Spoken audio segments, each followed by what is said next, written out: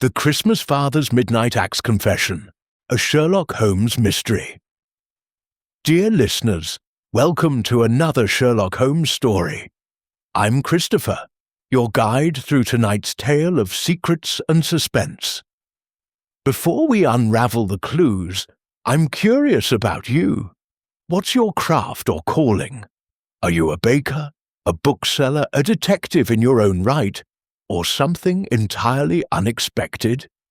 Share it in the comments. I love learning about our clever and curious community. Now settle in, and let's step into tonight's story. Chapter 1.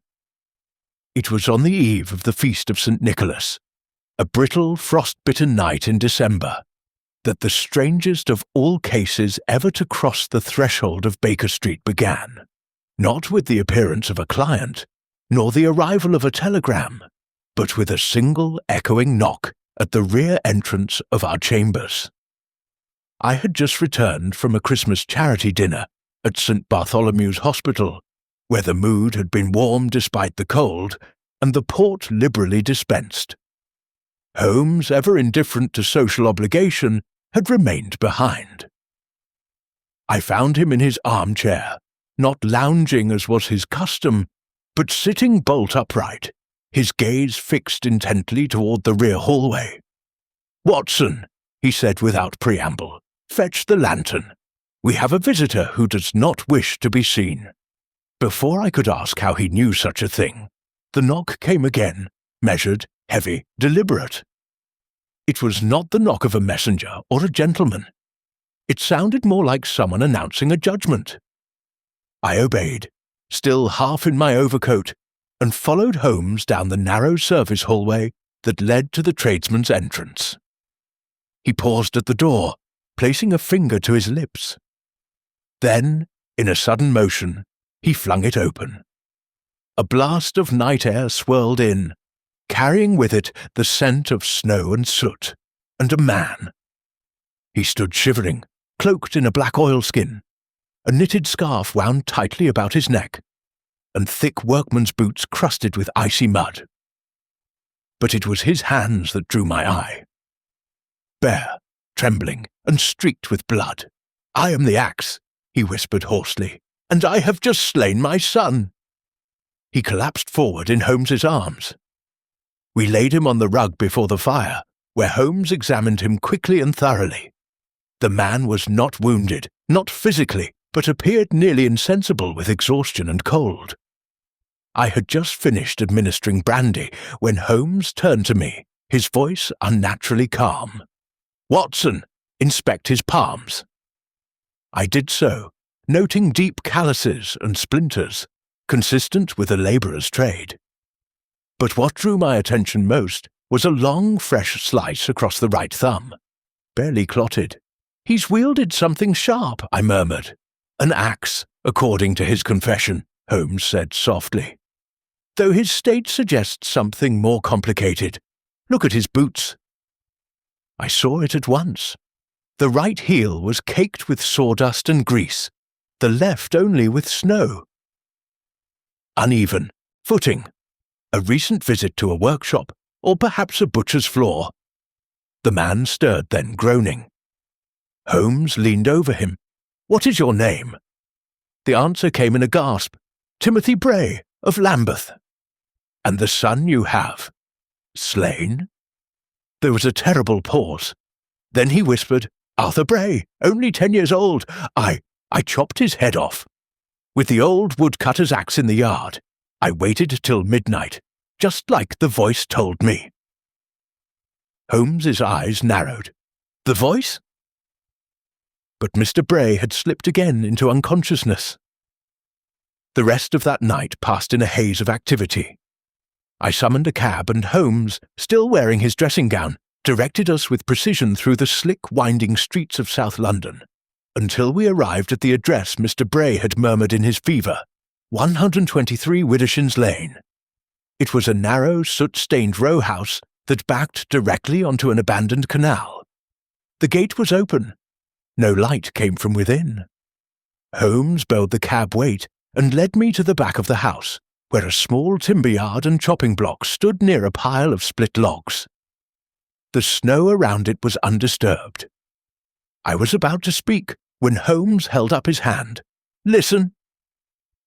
There was nothing, not even the scurry of rats or the rustle of wind. The entire space was too quiet, unnaturally so. We moved toward the rear door. It was unlocked.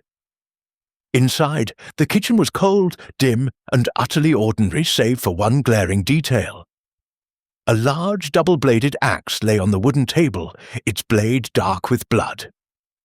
And beside it, placed with impossible neatness, was a child's velvet stocking, red, with a name embroidered in golden thread, Arthur. I felt Holmes stiffen beside me. We searched the house from cellar to attic. There was no body, no signs of violence, no sign that a child had lived there at all. By dawn we had combed the canal path and returned to Baker Street with the axe wrapped in Holmes's cloak. Mr. Bray remained asleep in the guest room, murmuring about whispers in the chimney and blood in the snow. At 9:30, Inspector Lestrade arrived, responding to the message Holmes had sent at daybreak. He was pale, and his hands trembled slightly as he handed Holmes a telegram. Holmes read it silently, then passed it to me. "Urgent. Arthur Bray, found alive, inquiring after father's disappearance. No signs of assault or axe." I looked to Holmes, stunned. "But the blood, the axe, the confession!" Holmes stepped to the window and stared out into the flurrying snow. "Watson," he said, his voice quiet, "we must tread most carefully. We are no longer dealing with a simple matter of murder. There is a contradiction here that makes no earthly sense." He turned slowly to face me. "And I believe this is only the beginning." Chapter 2. I shall never forget the expression on Holmes's face as he folded the telegram and slid it neatly into the breast pocket of his dressing gown. It was not surprise. Holmes was seldom surprised, but something colder, more analytical. A subtle narrowing of the eyes. A pause, mid-breath. The slightest incline of the head, as if tuning himself to an unseen frequency.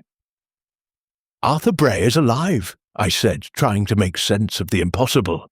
"Unharmed, asking after his father, but the axe, Holmes, the blood, the stocking." He lifted the velvet stocking from the armchair where he had placed it earlier. The crimson fabric caught the morning light in such a way that it seemed still moist, though I knew it was dry.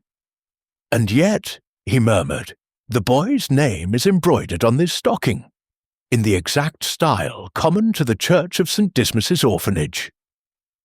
I blinked. "You recognize the threadwork?" Holmes offered me the faintest smile. "I recognize the peculiar curling of the A. St. Dismas's children embroider their names on Christmas stockings for donors each year. A charitable tradition, though it occasionally leads to forgery scandals when donations are misused." "And you believe this stocking was stolen from the church?" Holmes shook his head. "Not stolen, placed, deliberately. As a message, or as a misdirection." He turned toward the guest room, where our blood-stained visitor still slept in uneasy dreams. At 11 o'clock, Holmes and I paid a visit to Lambeth Workhouse, where Arthur Bray had been reported. It was a grim brick building with narrow windows and narrower hearts. Inside, the air smelled of lie and despair. A matron escorted us through the long halls to a playroom where a dozen children, thin, pale, and weary-eyed, watched us from behind their books and toys. And there he was, Arthur, 10 years of age, with auburn hair, a prominent overbite, and freckles that danced across his cheeks. He looked up as we entered, his eyes lighting with something that might have been hope or recognition.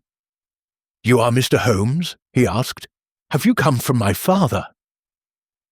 Holmes knelt beside him, lowering his voice to a whisper. "We have. He is safe." Arthur nodded slowly, as if expecting nothing less. I knew he would send for someone clever. He told me to run to the constable's box by the bakery if the whispers came again. They did last night. I felt a shiver rise at the boy's words. "What whispers, Arthur?" Holmes asked gently. The boy hesitated, then motioned Holmes closer.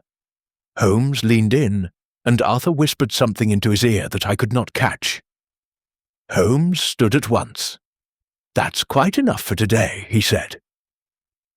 We returned to Baker Street in a silence broken only by the rhythmic clatter of the cab's wheels. Holmes sat unusually still, his fingers steepled beneath his chin.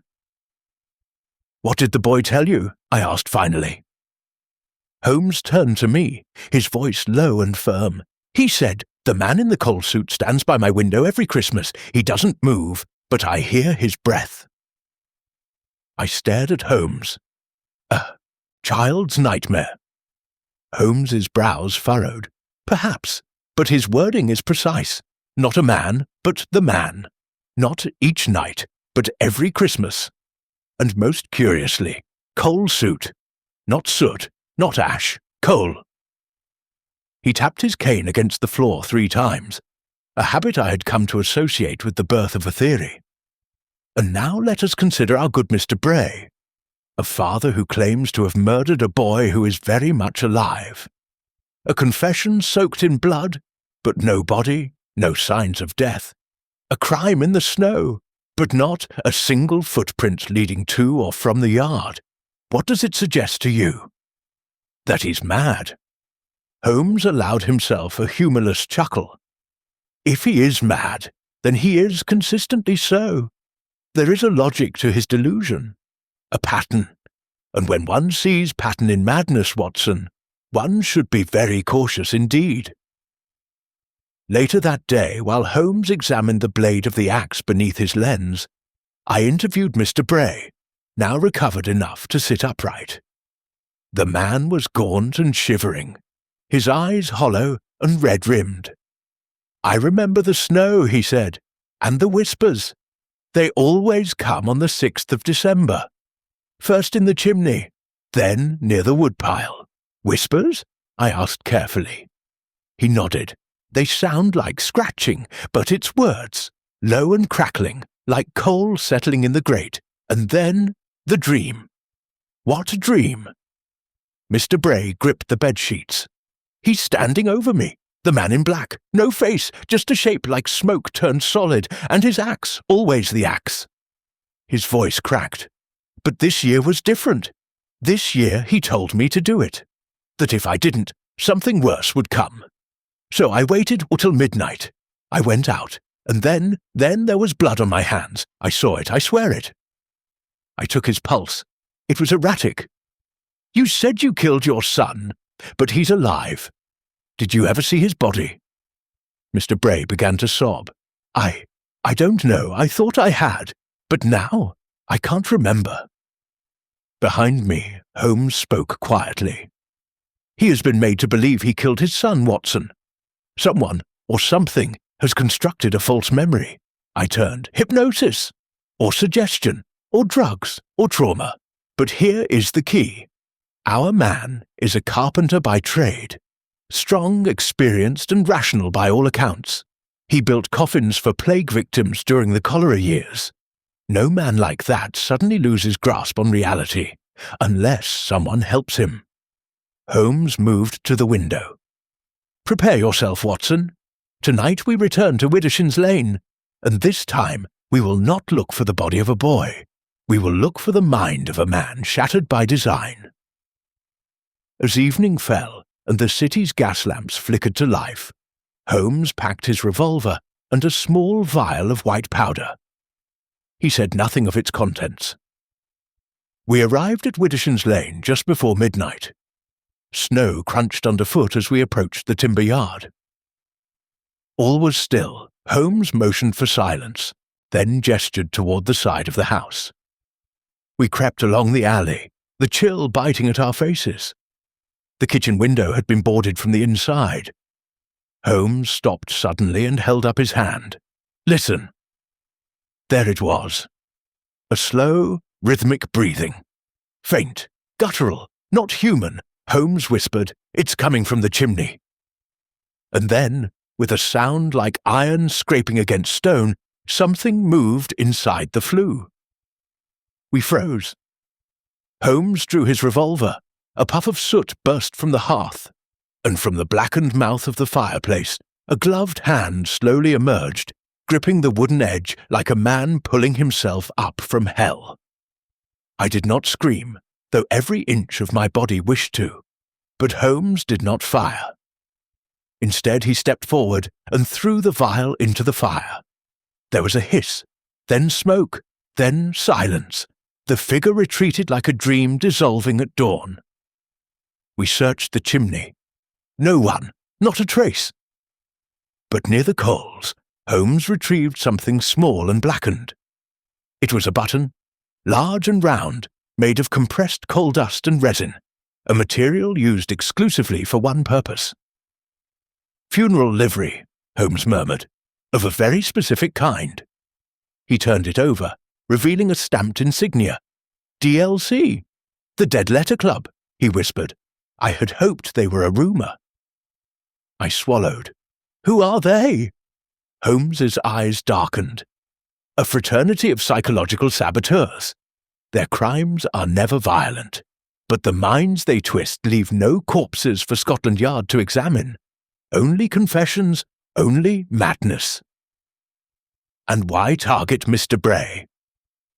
"That," Holmes said grimly, "is what we must discover before the 7th night of December, or the next acts will not be imagined." Chapter 3. If I had not witnessed it with my own eyes, the hand of soot rising from the hearth, the impossibility of the moment, the hiss of Holmes's thrown powder, I should have called the tale mad. But in our long association, I had seen many strange things, and each time Holmes had pulled the curtain back, showing me the gears of deception. And yet this felt different. When we returned to Baker Street that night, Holmes said little. He placed the coal button on the mantelpiece beside his violin, lit a pipe with a hand that trembled ever so slightly, and stared into the fire as if expecting it to speak back. It was I who broke the silence. "The Dead Letter Club," I said, leaning forward. "You've spoken of them before, but only in whispers. I thought them myth." "They prefer it that way," Holmes replied softly. "Is a nameless fraternity. Their crimes, if one can call them that, are executed in the shadows of the mind. They do not kill Watson. They unmake." "Unmake?" Holmes gestured toward the guest room, where Mr. Bray now slept under laudanum. "They erase memories, twist affections, plant guilt. Their tools are suggestion, fear, and artifice. They leave no blood, only madness. That is why the Yard dismisses their existence. No corpse, no crime." He paused, "but they leave traces. Rare ones, like this." He tapped the blackened button. I frowned. "Funeral livery, you said?" Holmes nodded.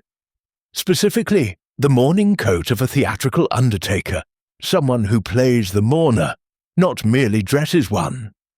These coats are worn during ritual, midnight funerals, held by the Dead Letter Club for members who have been forgotten." I felt a chill at the phrasing. "Forgotten?" "They specialize in making the living vanish, socially, psychologically. They turn memory into a weapon. What Mr. Bray experienced may not have been a hallucination at all."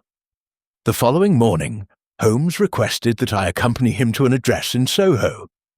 "We shall not be gone long," he said cryptically, "but I suspect what we find may change the direction of the entire investigation." We arrived at 26 Voltaire Passage, a cramped row of buildings with shuttered windows and crooked signs. Holmes knocked 3 times at a red-painted door marked "The Lost Letter Emporium." The man who answered was pale, with thin lips and oddly darkened fingertips. He blinked twice, as though adjusting to the sight of Holmes. "We don't sell stamps," he rasped. "We're not buying," Holmes replied. "We're here about a button." At the sight of the small black token, the man stiffened. "I cannot speak of it." "You already have," Holmes replied. "Your silence is more damning than words." The man tried to close the door. Holmes inserted the toe of his boot. "I'll speak off record," the man said at last, "but not here." We walked 2 streets over to a coffee house whose front window was glazed with soot.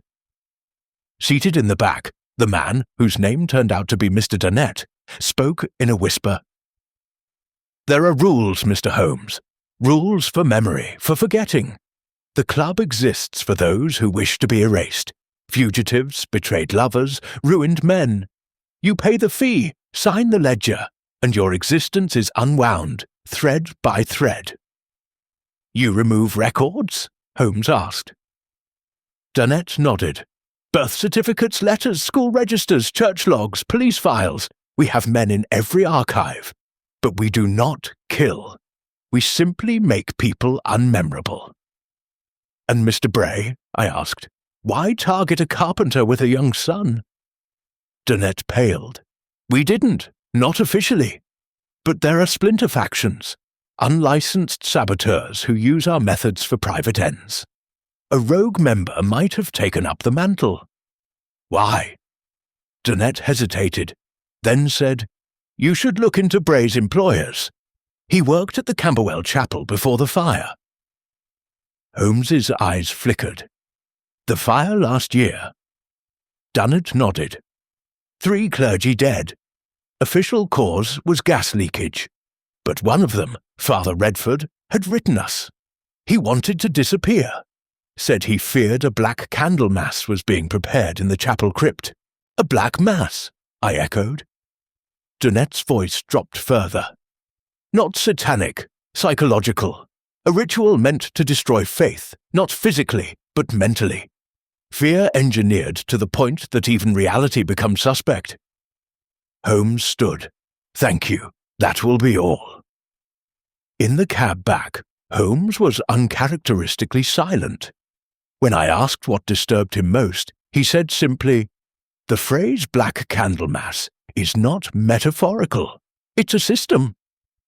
He produced a folded scrap of parchment from his coat. The symbols etched upon it were faint, but I recognized 2 instantly. The same sigil found beneath Bray's woodpile, and a symbol I had once seen during our visit to the Bethlehem Asylum archives, used by inmates who believed they could erase people with thought alone. "We are no longer dealing with madness as symptom," Holmes said. "We are dealing with madness as weapon." That night Holmes returned alone to the Bray residence on Widdershins Lane. I offered to accompany him, but he declined, saying he wished to move quietly, like a rat in its enemy's walls. He returned near dawn, covered in soot, eyes blazing. "I found the crypt." My breath caught. "Crypt?" He nodded. "The house was once connected to the Camberwell Chapel by a subterranean tunnel, now bricked, but not completely.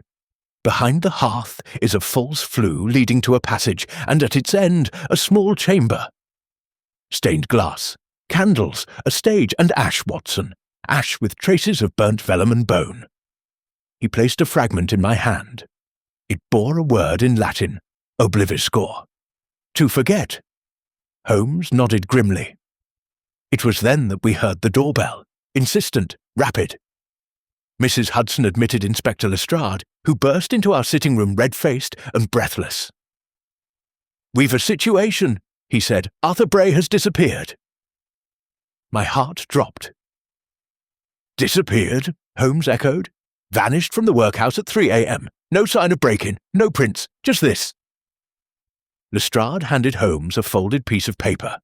Upon it, in a child's hand, "I remembered too much, so now I must go." And beneath it, a smeared black button.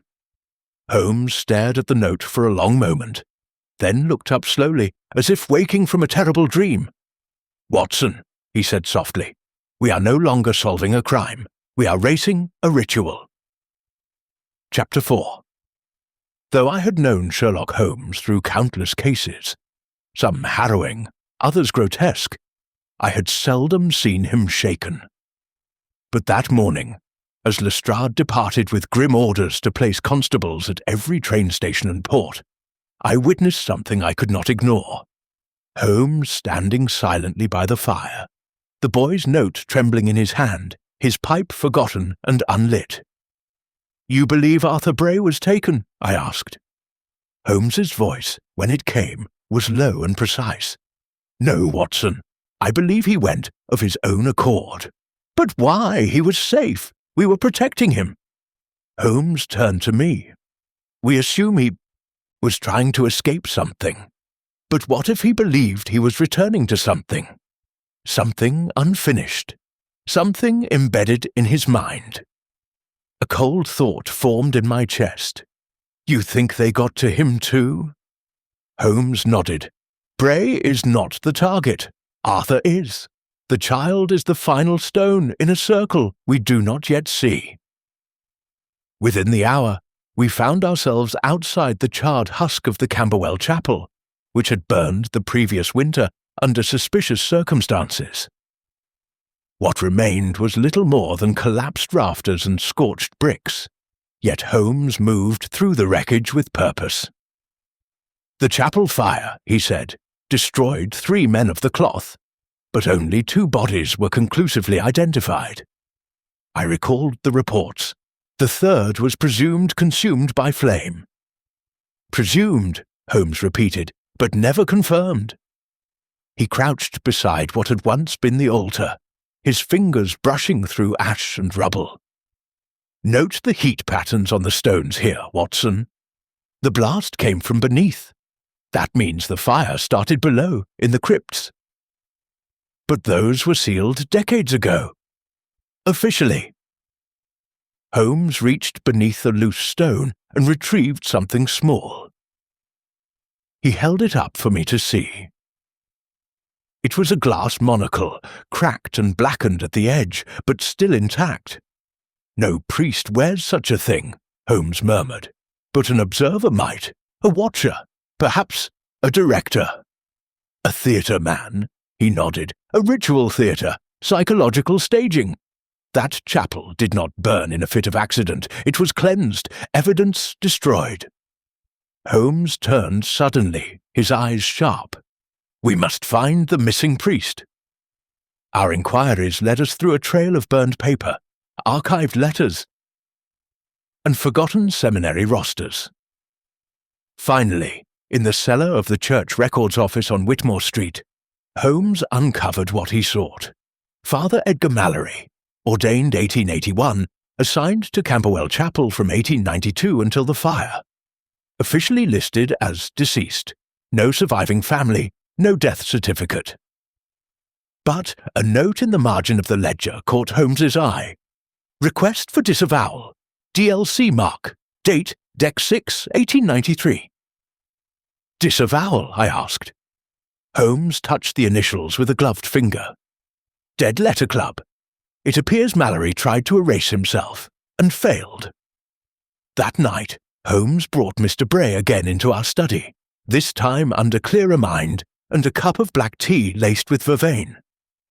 "Do you remember a man with spectacles?" Holmes asked. "Tall, soft-voiced, liked Latin phrases?" Bray blinked slowly. Yes, I think so. He used to visit the chapel. Not a priest exactly. Called himself a liturgical dramatist. Said he was creating a passion of forgetting." Holmes leaned forward. "Did he speak with Arthur?" Bray nodded shakily. "Told the boy he was chosen, that he had the perfect mind for silence, that he could carry a memory no one else could, but that first he had to learn to forget."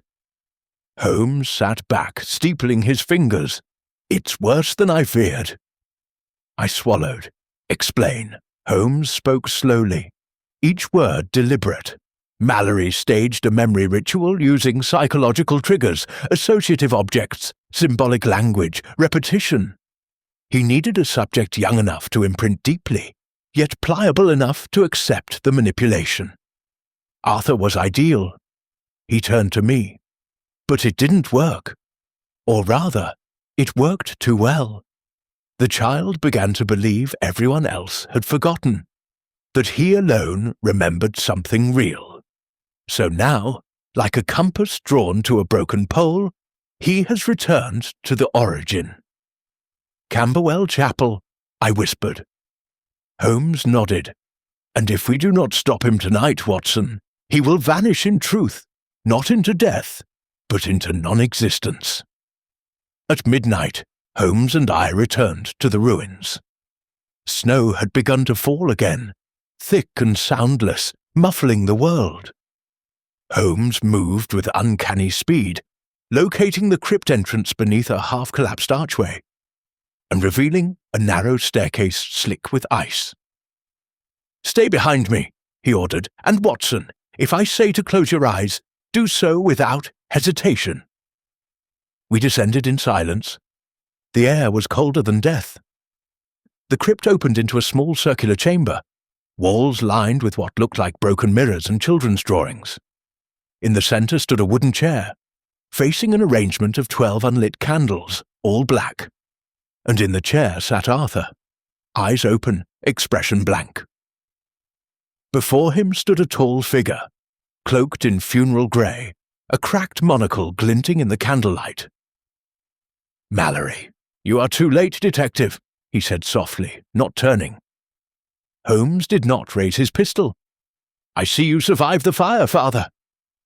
"I was reborn in it, as was the boy." Arthur did not move. Mallory continued. "He remembers the whispers now, the axis of forgetting, the death of meaning. He is the first mind we have truly emptied." "You've broken him." "No, we have opened him." Holmes stepped forward. "But why?" Mallory turned at last. His face was pale, almost luminous in the gloom. "Because this world has too many memories, too many ghosts. We are drowning in meaning, in remembrance, in pain. This boy will be our first unburdened mind. He will not suffer. He will not regret. He will be free." Holmes spoke calmly. "You used symbols to destroy his anchors. You warped reality through theatre, guilt, and suggestion. But there's one thing you never erased." Mallory raised an eyebrow. "His father's voice." Holmes pulled from his coat a small phonograph, barely the size of a book. He wound it once. And from its horn, in Mr. Bray's trembling tones, came a lullaby. The same one sung every winter, just before Christmas, the only song Arthur ever fell asleep to. The boy stirred. Mallory hissed, stepping forward. But Holmes raised a lantern and smashed it against the wall. The crypt flared in sudden light and smoke. And in the confusion, I seized Arthur, pulling him from the chair. Mallory vanished into the mirrors, his reflection never quite aligning with itself. We emerged from the crypt half-blind, choking on smoke, but with Arthur in our arms. The boy slept, not deeply, but without whispering. Holmes stood in our sitting room that dawn, brushing soot from his collar. "He will remember in pieces," he said, "but the spell is broken." "And Mallory?" Holmes stared out at the grey light. "There was no Mallory in the records, Watson. Not really. Only fragments, mentions, a role played by many." I frowned. "You mean he wasn't real?" "Oh, he was real, but he no longer is. He stepped into his own erasure. That was always his goal." He turned, "And now he lives in mirrors, reflections, symbols. He is what remains when memory collapses." I said nothing, only watched as Holmes picked up the last black button and dropped it into the fire. It did not burn. It simply disappeared. Chapter 5. In the days that followed our harrowing retrieval of young Arthur Bray, Holmes maintained a peculiar silence. He neither resumed his experiments nor played the violin. He did not even reach for his morning pipe. Instead, he sat for long hours at the window, eyes fixed on the snow-drifted street as if expecting it to blink. For my part, I busied myself with tending to the boy, who now resided with us at Baker Street. Arthur was quiet but alert. His eyes tracked movement, he responded to questions, but he seemed perpetually puzzled by his surroundings, as though the world itself had changed shape. Once, I caught him staring at his reflection in the silver teapot for a full hour. Holmes finally stirred on the third morning. "Watson," he said suddenly, "do you recall the name Gideon Craik?" I searched my memory. "The playwright, dabbler in esoteric performance?" "The same. He once staged an opera where the audience was asked to forget Act 1 before Act 3 began. A curious man, brilliant, troubled. What of him?" Holmes rose and crossed to his desk. From a folder, he withdrew an article clipped from a Viennese theatre journal. Craik's latest work, The Glass Baptism, was scheduled to debut at the Orpheum, but vanished from the programme. Its script was never published. Rumours suggest it was performed only once, without a known cast, and before an audience who claimed to remember nothing. Holmes laid it before me. I now believe Gideon Craik is alive, and that he may have orchestrated the ritual we witnessed, not as a priest, but as a playwright. I blinked. You think Mallory was merely an actor? Or a mask? By noon, Holmes had secured an address through one of his more disreputable theatre informants, a former stage manager who owed Holmes a favour involving arsenic and a falling curtain. The address was to a derelict performance hall in Spitalfields, long shuttered after a tragic collapse during a matinee in 1889. Local legend claimed it was haunted. Holmes scoffed at such talk but admitted the choice of location was symbolically perfect. We arrived just after dusk. The facade of the theatre was cracked and blistered, its stone angels weather-worn to blank-faced gargoyles. A rusted placard still clung to the door. Theatre of Memory, one night only. Inside, the air was cold and papery. Dust danced in our lantern light. The red velvet seats were faded to bruise purple, and the curtain on the stage sagged like an old skin. Holmes said nothing as he walked the length of the theatre and climbed onto the stage. "Note the absence of a set," he said, "yet the presence of marks, chalk outlines, staging cues. Someone has rehearsed here." I followed, nervously glancing at the silent seats. But for what audience? Holmes knelt and examined a low crate beside the curtain. He pried it open and withdrew a wooden mask, carved with unsettling precision, one side smiling, the other weeping. He turned it over.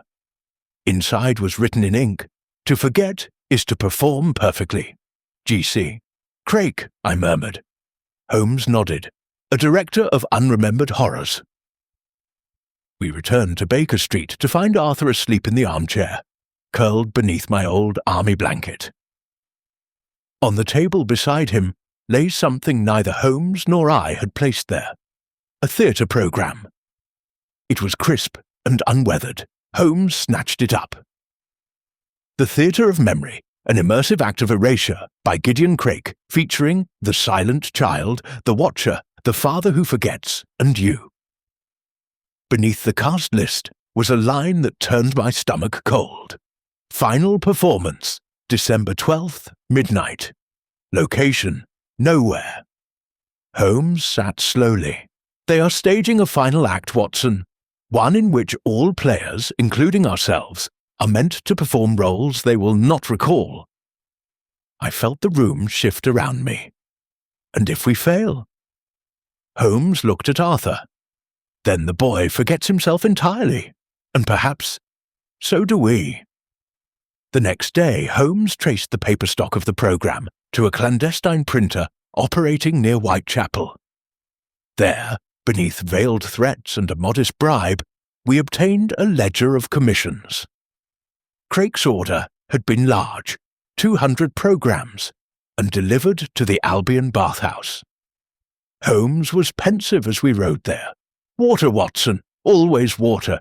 In every scene of this case, canal, snow, steam, tears. It is not mere atmosphere, it is a motif. You mean to say Craik is composing this entire affair as one would a play? Indeed, symbols, themes, misdirection, crescendo. And the final act, a baptism, as he once named it. A baptism in forgetting, I murmured. Holmes's voice was tight. Or in something darker still. The bathhouse was closed to the public. Holmes presented forged papers claiming we were inspectors, investigating a leak in the lower reservoirs. The attendant, more bored than suspicious, waved us inside. We found the doors to the plunge chamber bolted. Holmes made quick work of the lock. Inside, the room had been transformed. The bath, once a public amenity, now glowed with the shimmer of hundreds of black candles placed along its tiled edges. The water was still, perfectly still. Above it hung a theatre rig, ropes, pulleys, and what appeared to be a suspended chair. And beside it stood Gideon Craik. His face was pale, theatrical, painted to resemble a death mask. "I thought you'd come," he said softly. Holmes stepped forward. "It ends tonight." Craik smiled. "It does, but what ends, that depends on the audience." "I'm not here to watch." Craik gestured to the water. "This is not for you, Holmes, it's for him." I turned. Arthur stood in the doorway, unblinking, drawn. Craik continued. "He returns to the water each year, seeking to be clean of pain, of memory, of the axe, of the song. All we do is offer him the ritual. We make it elegant. He's a child," I snapped. Craik tilted his head. "He's the ideal, and once he forgets everything, the pain stops. For him, for his father, for all of us." Holmes said nothing. Instead, he pulled from his coat the cracked monocle we had recovered from the chapel. "Your prop, I believe." Craik's eyes flickered. "I wore many faces." "And lost them all," Holmes replied. Then he turned to Arthur. "Arthur," he said gently, "do you remember the chair?" The boy blinked. Holmes held out his hand. "Come sit somewhere warmer, somewhere real." A pause. Then Arthur moved. Craik did not stop him, only watched with infinite sadness as Holmes wrapped the boy in his coat. "Why not stop us?" I demanded. Craik gave the faintest shrug. "The scene has played. The memory will fade again, and so will I." He stepped backward toward the water. Holmes lunged, but Craik was already gone, vanished into the black pool without a sound. We never saw him resurface. That night, Arthur slept without trembling, and Holmes burned the theatre programme. As we sat together by the fire, silence between us like velvet, I could not help but ask, will he ever remember all of it? Holmes shook his head. "Perhaps in fragments, dreams, echoes." He looked at me then, and for the first time in days, I saw the toll. This was not a case, Watson. It was a performance, and we were never the audience. I frowned. Then who was? Holmes stared into the fire. The man who first whispered in the chimney, and who waits still. Chapter 6. The snow did not melt. Day after day, London remained caught beneath a hush of white, as though the very city were holding its breath. Children built silent figures in alleyways, and gas lamps flickered longer each morning. The world seemed paused, not dead, but stalled, as though waiting for the next act. It was in this suspended calm that Sherlock Holmes became restless. "I have the boy," he said one morning, pacing the parlour in slow, measured strides. "I have the father. I have the theatre, the chapel, the ritual, the rogue priest and the mad playwright. All threads accounted for. All save one. I sipped my tea. Which? He stopped walking. The original whisper. Holmes had grown fixated on a singular question. Who initiated the first madness? Craik may have staged the memory ritual, but something or someone preceded him. Someone who first whispered through the chimney. Someone who turned a father into a madman with guilt not his own. There is a hidden prologue to this tale, Watson, Holmes muttered. An event before the curtain ever rose. A truth so buried it has become myth. He pulled down 3 old case files from the shelf. Unsolved disappearances from the winter of 1880. Each bore a chilling resemblance. Children missing, fathers suspected, no bodies ever recovered, and each with a strange common phrase whispered to constables at the time. He heard something in the walls. Holmes jabbed at the files. Do you see it? Coincidence? Pattern? He replied. A prelude that repeats every 12 years. I paled. This year marks another 12th? Holmes only nodded. That afternoon, we returned to Lambeth to the Bray residence once more, though I confess I entered with dread curling tightly in my gut. The house had been still since the night Holmes had recovered the axe. We had left it sealed under police order, but the snow around the side alley had been disturbed. Small footprints, light, inconsistent, almost playful. Holmes said nothing. We entered through the rear door. The air inside was dry and musty, but somehow colder than the streets. Holmes moved swiftly to the kitchen hearth and withdrew a scrap of black cloth from inside the chimney flue. It was stiff with soot and torn at the edges.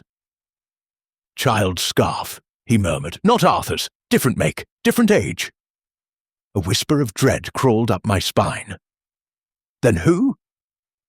Holmes did not answer. Instead, he turned sharply and moved toward the pantry wall, where old wood panels buckled near the floor. With great care, he pressed against a seam. There was a click. A square of panelling creaked inward, revealing a narrow tunnel, no more than 3 feet wide, descending into shadow. Holmes turned to me, his eyes unreadable. Bring the lantern. The passage descended not to a cellar, but to a crawl space, a forgotten cavity between foundation stones dry but thick with dust. I felt the pressure of centuries in that air. At the far end, we found a makeshift room, no more than 6 feet across. On the walls were chalk marks, finger-painted runes, and crude sketches of axe heads, chimneys, and eyes. But what struck me most was the smell, not rot, but childhood. Old toys, dried apple cores, scraps of wool, forgotten things. Someone lived here, I whispered. Holmes picked up a rusted tin soldier, turning it over in his hand. All was kept here. I knelt beside him, my eyes adjusting to the gloom. Beneath a plank was a stack of old papers, drawings, hundreds of them, all of the same thing. A man made of soot, with no face, holding an axe in one hand and a bell in the other. Holmes unfolded one sheet carefully. On the back was a name, written in a child's hand, Malcolm Bray. We returned to Baker Street with the stack of drawings. Holmes spent the better part of the evening examining them, laying them out on the carpet in a sequence only he understood. Finally, he spoke. There was another child. Bray had a second son, I asked. Not quite. Malcolm Bray was Timothy Bray's younger brother, born 1860, disappeared Christmas 1870, never found, never discussed. But that would make him, Holmes nodded, 44, if alive, but mentally, perhaps still trapped in that crawl space. I sat back, stunned. You believe he's the Whisperer? Holmes stared into the fireplace. I believe he is the original vessel, the first child broken by the ritual, perhaps even its inspiration, and if so, he has never truly left this house. That night, Holmes returned alone to Widdershins Lane. He did not take me. He returned just before dawn, coat damp, eyes bloodshot. "There's more," he said hoarsely, "much more." He laid a single object on the table. A bell, small, handheld, but unlike any I'd seen. The handle was bone, the bell black as pitch, and inside, instead of a clapper, it held a mirror shard. I swallowed. "Where did you find it?" "Beneath the hearthstone, buried in ash, wrapped in a child's shawl." Holmes sat down heavily. "This is not Crake's creation, nor Mallory's. This ritual was born in the Bray house, long before either of them touched it. Crake merely adapted it for theatre. Mallory gave it language. But the origin, the mind who first believed in the Soot Man, the axe, the bell, was Malcolm Bray. And he's still alive?" Holmes did not reply. He only looked toward the window. "It is December 9th, Watson." I waited. "There are 3 days until the 12th. 3 days until the final performance. But now I fear it will not be in a bathhouse, nor a theatre, not even a crypt." "Then where?" Holmes whispered. "It will be in the house where it all began." Chapter 7. If ever I doubted Holmes's instinct for darkness, I should have been silenced that morning. Malcolm Bray, once a child who vanished without a trace, was now the ghost that haunted the very bones of our case. Not merely a victim, but perhaps the originator. The unseen hand behind the whispered rituals and erasures that had plagued both father and son. But Holmes did not call him a villain. He called him the first survivor. On December 10th, Holmes requested complete silence in the flat. He shuttered the windows, unplugged the clocks, even removed the bell from our front door. All ticking things were placed, in a drawer and locked. "No rhythm, no repetition," he muttered. "Memory feeds on rhythm."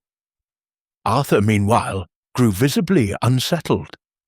His drawings, once scattered sketches of soldiers and animals, had turned dark again. He drew chimneys, eyes, bells, and always the same figure over and over. A tall man with a missing mouth and hands that ended in firewood. "I don't like when it gets quiet," Arthur said one evening, looking up from his charcoal smudges. "That's when he talks the most." I felt the hairs rise along my neck. Holmes placed a hand gently on the boy's shoulder. "And what does he say, Arthur?" Arthur tilted his head. "He says he remembers things that never happened. And he wants me to do the same." That night, Holmes summoned Inspector Lestrade. "You'll need a warrant," Holmes said plainly, "for the seizure of property from Widdershins Lane." Lestrade, ever sceptical, folded his arms. "A haunted chimney, a mad uncle, and a black bell with a mirror in it.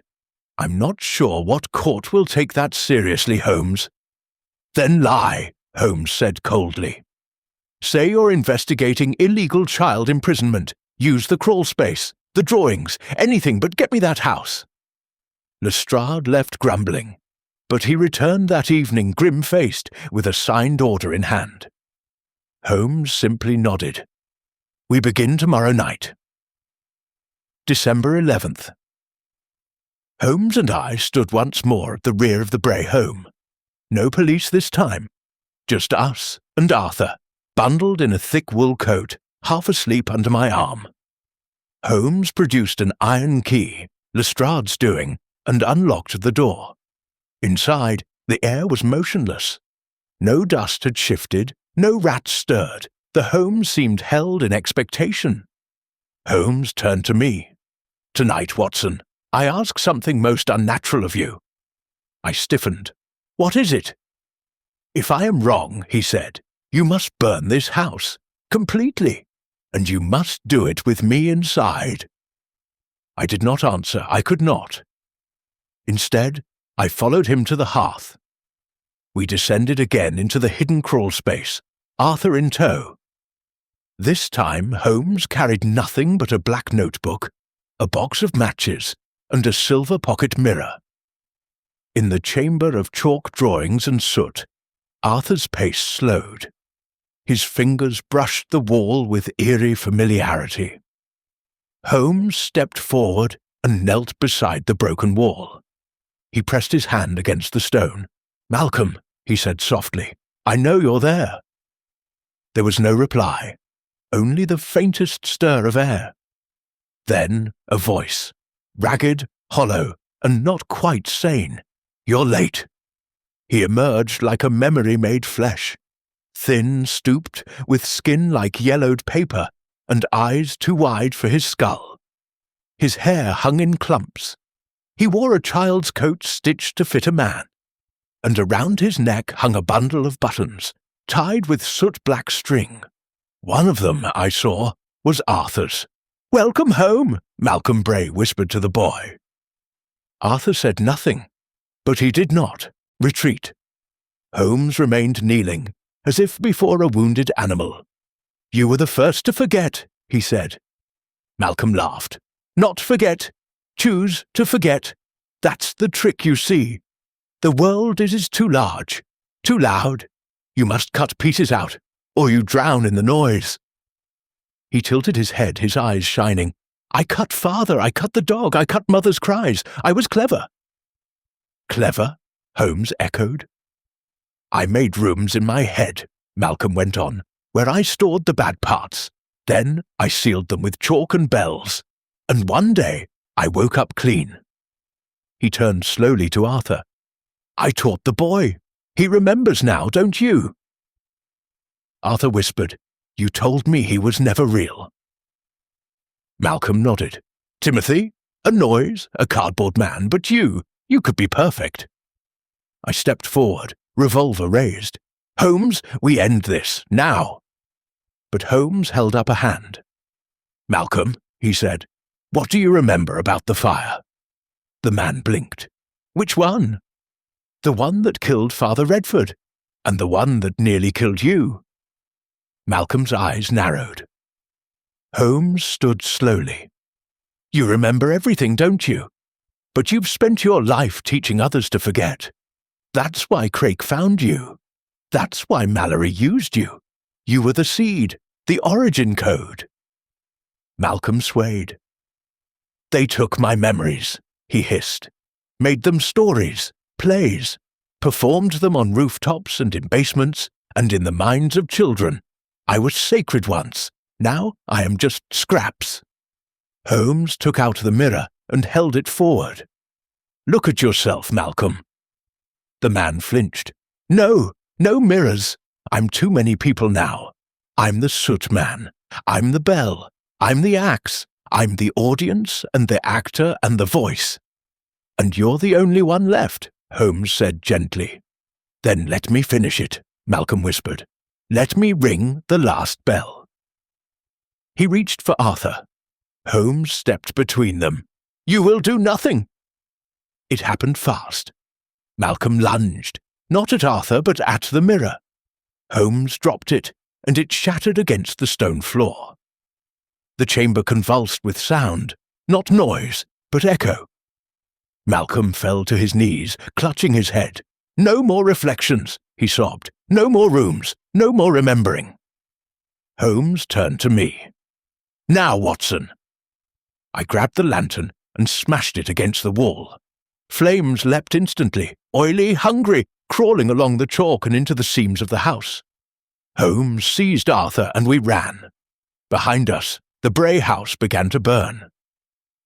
We stood in the snow, watching as the roof collapsed inward and the chimney belched its final smoke into the December night.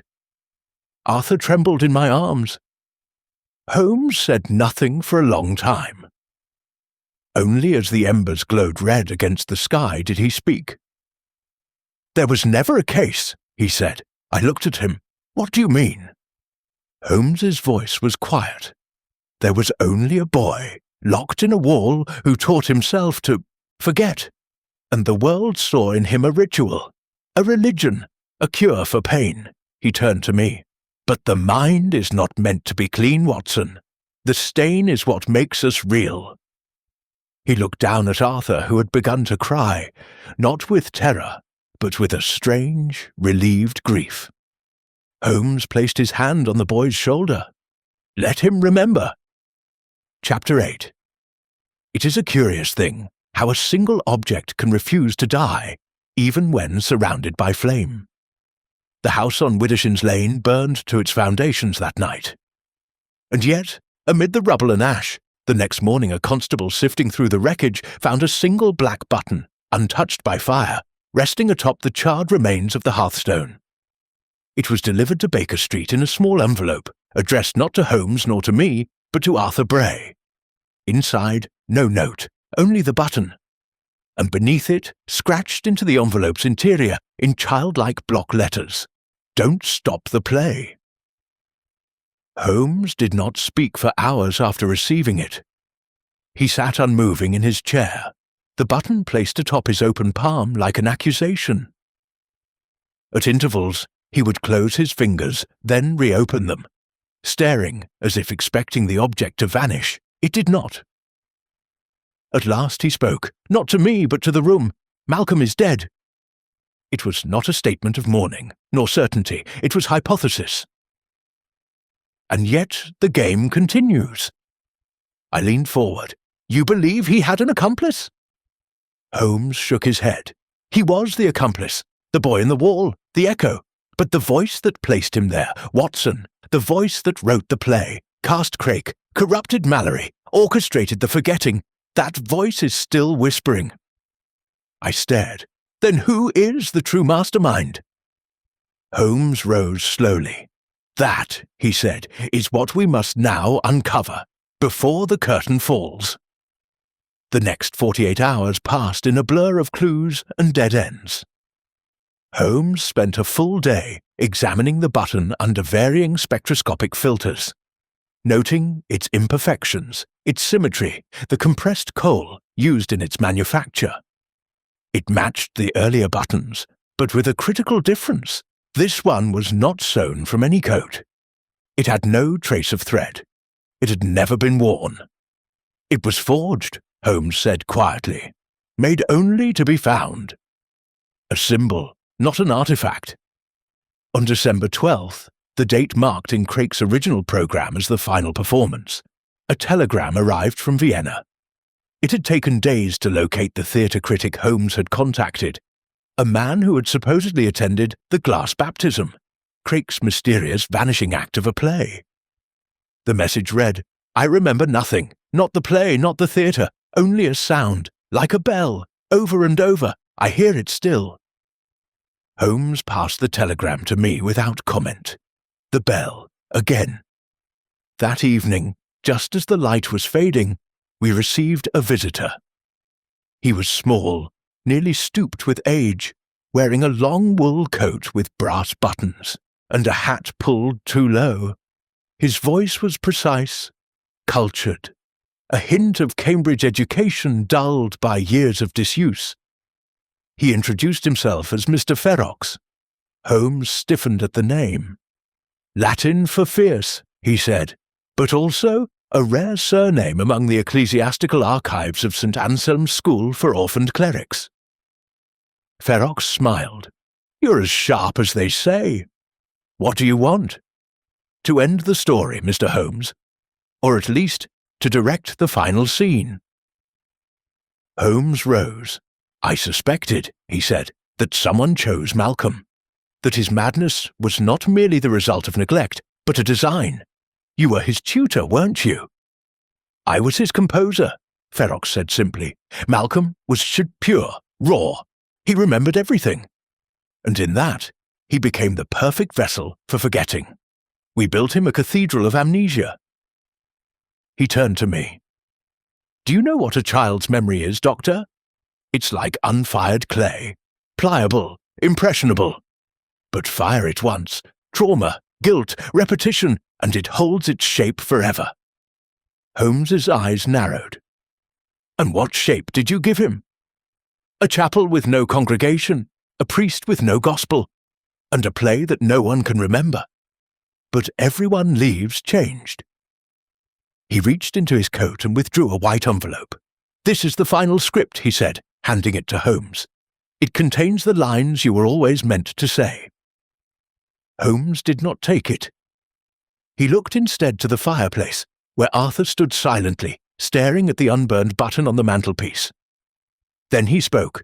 "You want me to forget," Holmes said. "I want you to perform," Ferox replied. "Just once, for the boy." Holmes turned back, and there was steel in his gaze now. "No." Ferox smiled sadly. "Then the boy will never be clean." Holmes moved so quickly I nearly missed it. In one motion, he seized the envelope, threw it into the fireplace, and drove his fist into the mantel, shattering the unburned button into powder. Ferox did not flinch. He merely tipped his hat. "Another will come. The play is never really over." And then he walked out into the snow. That night, Holmes locked the door of our sitting room. He sat beside Arthur, who had not spoken in hours. "Listen to me," he said gently. "The play is over." Arthur blinked. "But I don't remember how it ends." Holmes placed a hand over the boy's heart. "Then you may write your own." The next morning, the snow began to melt, and Holmes finally lit his pipe. But there is one final thing I must record. A week later, I found Holmes alone, thumbing through one of his own journals, a volume I did not recognize. It was unmarked, bound in green leather, and when I glanced inside, I saw only one word repeated page after page: forget. I asked him what it meant. He looked up, and in his eyes I saw something I had never seen before: doubt. Then he closed the book. "I'm not sure if I wrote it, said softly, or if someone wrote it in me." Chapter 9. There are times in a man's life when he feels the curtain has fallen, when the mystery is solved, the villain banished, and the innocent spared. And yet, in that peculiar winter of unmelting snow and unfinished memories, I found no such comfort. Because Sherlock Holmes, though brilliant as ever, was not finished. Something gnawed at him, something buried. And worse, something familiar. A week had passed since Ferox's visit. Arthur was beginning to smile again, though he often paused mid-sentence as if unsure what had come before. Holmes claimed the boy's mind was healing. "Memories will fill in," he said, "or not. Either way, he will have peace." But Holmes himself was unwell. He had begun sleepwalking. More than once I found him in the parlour at 3 a.m, standing before the fireplace, muttering nonsense about scripts and direction and the real audience.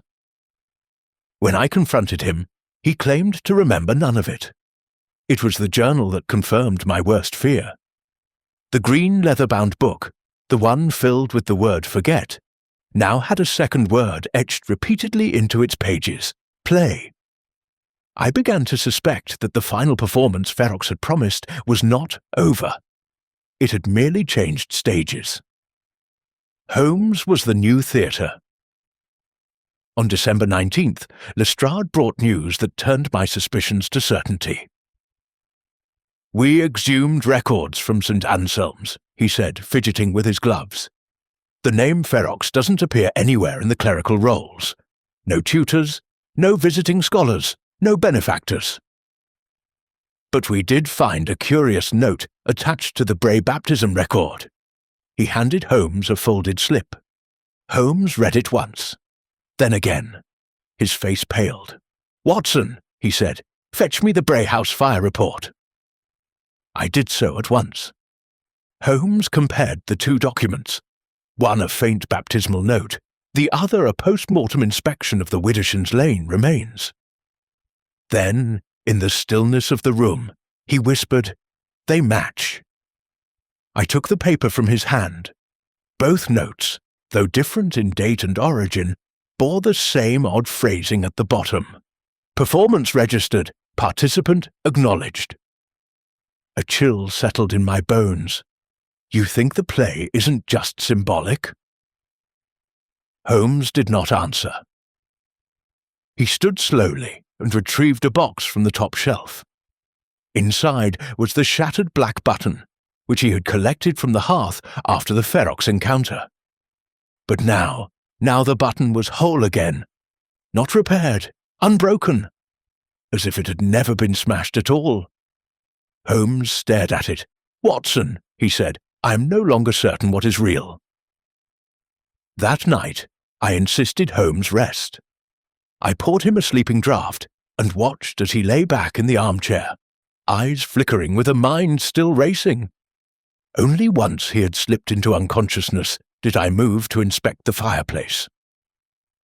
Something had been scratched into the soot-black brick so faint it required the lamplight held low.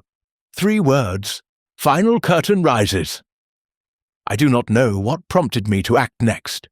A hunch, a fear, or perhaps my own mind, tugged by unseen threads. But I took the button and slipped it into my coat, then left 221B without waking Mrs. Hudson or alerting the constables, and I went to the Royal Surrey Theatre, or rather to what was left of it. For in my research I had discovered that Gideon Crake's original performance, the one Holmes had deemed mythical, had been staged not at the Orpheum, as believed, but at the Surrey, which had burned decades ago. But the cellar remained. I entered through the alley gate, broke the rusted lock, and descended into stone corridors reeking of mildew and gas. There, in the shadows, I found a chair, a stage, a ring of soot-stained mirrors, and a man. He wore no mask, because he had no face. His skin was smooth where features should be, as if erased by ash. And yet he spoke. "Dr. Watson," he said in a voice like crackling coal, "you returned the prop." I froze. He pointed to my coat. The button pulsed warm against my chest. "Holmes is nearly ready," he said. "The final scene begins at midnight, and this time he plays all the parts." "What are you?" I whispered. He tilted his featureless head. "A memory, Watson, but not yours, his. I am the part of Holmes he refused to acknowledge, the trauma he stitched closed, the script he declined to read." I raised my pistol. "You will not touch him." The man smiled, or seemed to. "You already have." I fired. The mirrors shattered. The chair collapsed. The figure vanished like soot on the wind, and I ran. When I returned to Baker Street, Holmes was gone. In his chair sat a single scrap of paper. Folded once, it read, "I must remember what they made me forget. I must go back." Chapter 10. I have followed Holmes into alleys dripping with blood, catacombs humming with rot, and opium dens thick with deceit. But nothing chilled me like the silence of that December evening, returning to 221B to find his chair empty. He had left no clue as to his destination, save that singular line, "I must remember what they made me forget." It was unlike Holmes to pursue an enemy without informing me, but then this was unlike any enemy we had ever faced. Not a killer, not a criminal, a ghost, a playwright, a memory made flesh. Holmes had vanished not to chase his prey, but to confront his own mind. I searched his desk first, every drawer, every hollow in the floorboards. His green journal was gone, so was his revolver. But oddly, left behind was a map of London, spread open and pinned with a single red mark. 93 Ashcombe Street, Whitechapel. A place we had not visited once in the course of our case. Or perhaps we had, and we'd forgotten. I arrived at Ashcombe Street just past 9. It was a nondescript tenement, crumbling brick, a warped door, and shattered upper windows. Long abandoned, but something about the structure felt rehearsed, deliberately ruined. I entered through the side. There were no sounds, no rats, no echoes of life, just a single lantern left burning on the ground floor, near a narrow stairwell descending into darkness. Holmes had been here. I followed the steps down into a basement corridor lined with peeling wallpaper. I recognized the pattern. My throat tightened. It was the same wallpaper as the Bray house. Not similar, the same, stolen, transplanted, replicated. At the end of the hall, a door stood ajar. Beyond it, a room frozen in theatre. Mirrors lined the walls as they had beneath the chapel. In the centre sat a single wooden chair facing a low platform. On the platform stood 3 figures. Wax mannequins posed like actors in tableau. One was dressed as a child, one as a priest, and one wore Holmes's own coat and scarf. But the chair was empty. Holmes was not there. Then I saw it, scrawled on the mirror beside me, written in Holmes's own hand, in what looked like chalk mixed with blood. "Memory is the crime." I turned sharply as a shape stirred in the far corner. Holmes emerged from the shadows, not wild, not frenzied, but silent, solemn. His eyes had gone hollow, as if something essential had been torn from within and stitched back poorly. "Watson," he said quietly, "you were never supposed to follow me." "You left me no choice." Holmes nodded. "And that is what they've always counted on." I stepped toward him, noting the odd stillness in his posture. "You've remembered something." He blinked slowly. "No, I've remembered someone." He pointed to the child mannequin. His name was Elias Norwood. Age 9. Vanished December 12th, 1872. Case never solved, because, Watson, it was mine. My heart stilled. "What are you saying?" Holmes moved to the mirror. "He was my first investigation. Before the Yard, before Baker Street, before you. I was 16, obsessed with deduction, obsessed with control. I thought I could solve what the police had failed to see. I traced Elias's habits, his home, his friends. I found the alley where he disappeared. I found the chalk drawings, and I found a single bell." He looked down at the floor. "But then I forgot, completely, the entire case, a blank in my mind for 30 years. And now I remember every detail, because someone buried it inside me." I stared at him. "You think you were a participant in the first ritual?" "I was the audience, Watson, the first test. They needed someone with a mind strong enough to endure the forgetting, so they could study how memory reassembled itself. I was that subject." I tried to speak, failed. Holmes continued. "Gideon Craig didn't write the original play. Mallory didn't design the altar. Malcolm didn't invent the voice. All of them were just performers." He stepped closer. "The true director is the one who orchestrated my forgetting." "And who is that?" I asked. Holmes reached into his coat and pulled out the green journal. He held it open. Inside, on the final page, was a single line, in my own handwriting. "I'm sorry, Holmes, you had to forget. JHW." The floor seemed to vanish beneath me.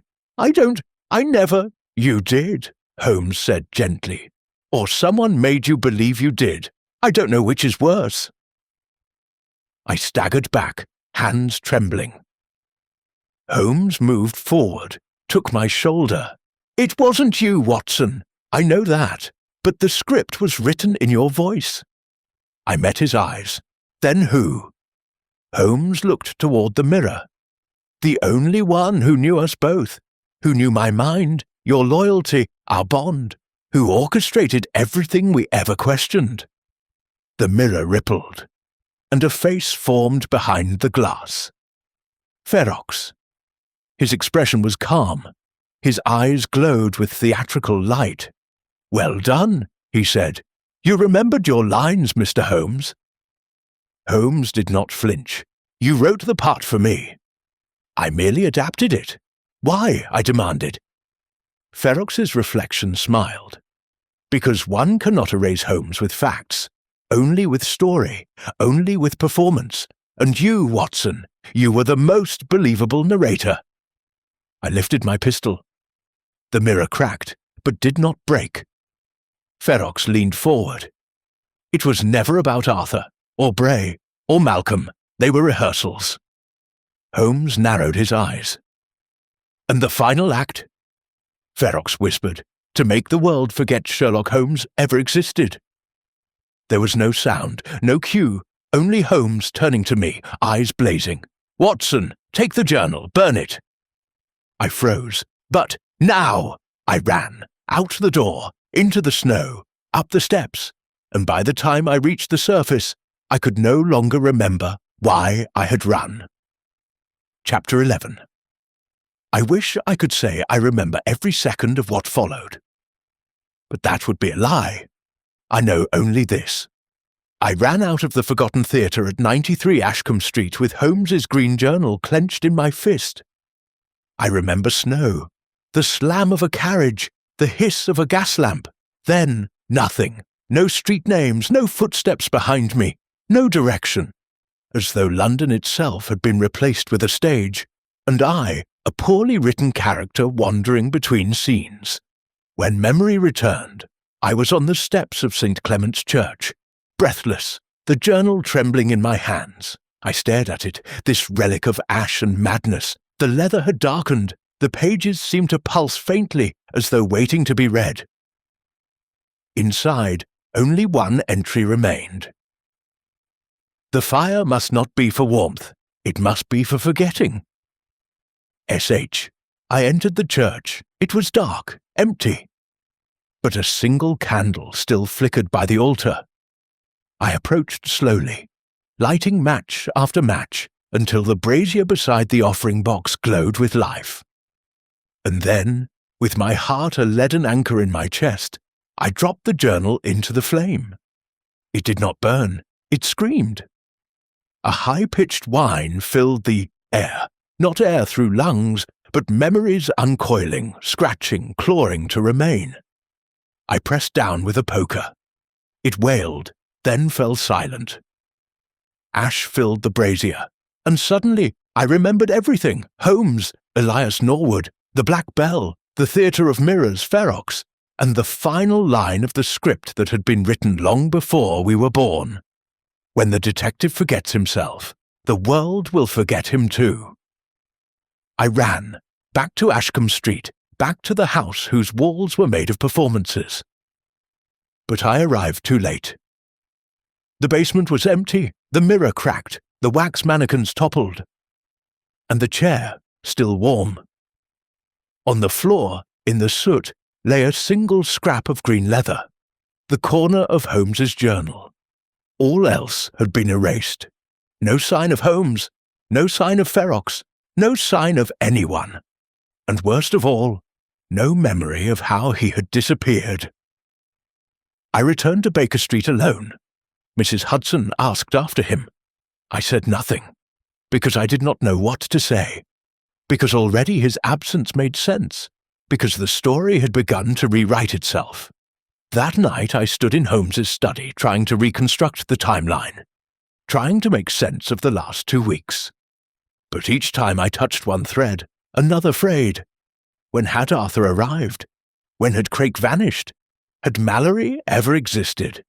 Was Malcolm Bray a man? Or a memory? And who, in God's name, was Elias Norwood? Then I found it.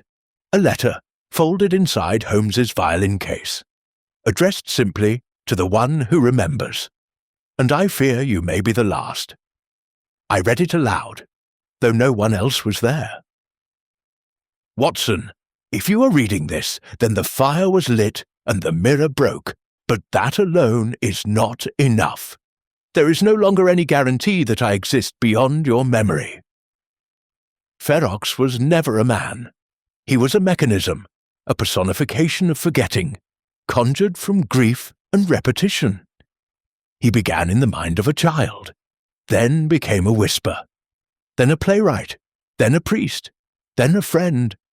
But his aim was always the same: to remove that which cannot be controlled, to make stories safe, to erase anomalies. I am an anomaly, we both are. You must write me, Watson. Not for the newspapers, not for the Yard, but for memory itself. Stories are not preserved by truth. They are preserved by retelling. So write me, and I promise I will not forget you yours, Sherlock Holmes. I wept, and then I wrote. Not because I understood, not because I believed, but because I remembered. And that was enough. Chapter 12. In the weeks that followed Holmes's disappearance, I found myself slipping in and out of two realities. In one, he had never existed. There were no files in the Yard marked SH, no clippings in the Times, no published cases with his name. Even old editions of the Strand now bore only my initials on the bylines, a case of identity, by Dr. J.H.W., as if I had investigated them alone. In the other reality, the one within me, Holmes remained sharper than memory itself, but each day that reality weakened. Each night I reread his final letter, terrified I would forget its shape, its scent, the rhythm of his handwriting. I began copying it word for word onto new parchment, as if transcription alone might preserve him, might anchor him. Until one night the ink refused to dry. I stared at the page, and the words vanished. That was the moment I knew memory was not enough. Holmes had once told me that facts can be tested, but truth must be believed into existence. He was slipping from the world, not because he had died, but because the world had ceased to believe in him. And the hand behind that erasure, Ferox or whatever name it truly bore, was not finished. Not while I still remembered. I returned to the Royal Surrey's ruins one final time. Not for evidence, but for something Holmes had once told me never to forget. If the answer is missing from the case, Watson, it is not because it was hidden. It is because it was made to look obvious. The best place to conceal a secret is in plain memory. The basement was as I had left it. Ash on the ground, broken chair, cracked mirror. But now, in the far corner, a figure waited, and for the first time in weeks, I recognized him. Holmes, pale, thinner, eyes shadowed, but unmistakably himself. He stood before the mirror, one hand resting on the frame. He turned to me, and though his voice was quieter, it was still his. "They never wanted me to die," he said. "They wanted me to unhappen." I stepped forward, breath catching. "You survived." Holmes gave a faint nod. "Barely. I remembered myself just before the final cue. The mirror cracked, but not enough. They tried to make me perform my own erasure, but I refused. I reached for him, but stopped. He looked less real, as though light passed through him more freely now. "You're not whole," I whispered. "No," he said, "because the world does not remember me. Only you do. And you are fading." I shook my head. "No, Holmes, I wrote the truth. I burned the script." "But the audience has left," he replied. "The theatre is empty, and a story without an audience vanishes." Then he turned toward the mirror, and I saw it for what it truly was. Not a reflection. A door, not of glass, but of memory itself. Inside the mirror were faces I had forgotten. Clients, criminals, constables, old landladies, all waiting, all still performing, in rooms the world no longer watched. Holmes touched the glass. "I can step through," he said, "and take them with me. They won't suffer. They won't rot in half-remembered pages. They will be at peace." I felt tears rise in my throat. "And me?" Holmes looked at me one last time. "That is your choice, Watson. Stay, forget, or follow, and remember." I stood frozen. Then I reached for his hand. He gripped it once, hard, warm, then released. "No," he said, "you must remain. To write me back into the world." And then he stepped through. The mirror cracked, but did not break. It simply turned to smoke. and I was alone again. In the years that followed, I did as he asked. I wrote everything, every case, every quirk, every deduction, twitch, violin note, scarf, insult, brilliance. I published each tale anew, not as fiction, but as testimony. I gave lectures, I placed advertisements, I told schoolboys, butchers, mechanics, bakers. I made the world believe again. And little by little, he returned. A note came one spring, unsigned, bearing only a single line. The bell no longer rings. And so I know this. Somewhere beyond memory, Holmes is watching, not as a ghost, but as a man the world forgot, and then remembered again. A man who solved the greatest mystery of all, how to outlive erasure.